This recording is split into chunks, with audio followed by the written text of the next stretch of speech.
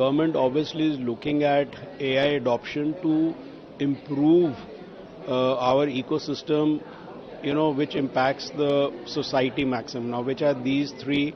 To my mind, it is education, health, and agriculture, right? While agriculture, education, they all have technology adoption, but if we really have to benefit the masses, AI can do it much faster. And sir, what role do global partnership play in strengthening India's AI ecosystem?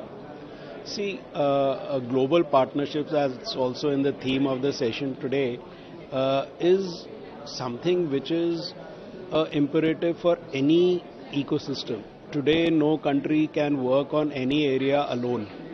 So, when it comes to AI, let's say the hardware or the technology part of it, it's all semiconductor based. India would have a semiconductor ecosystem, but likewise, we will have to complement that ecosystem with what we can get from outside. The global leaders who are already there, why replicate that effort? And so we complement that effort. So that's on the technology part. Then it comes on the adoption part. Again, we can use the global best practices so that we don't have to, start from scratch. It's like we jump from Euro 2, Euro 4 to Euro 6 straight away, and likewise to 5G, without going through the initial phases. So that's how I think AI will grow leaps and bounds here, and hence global interface and integration is very important.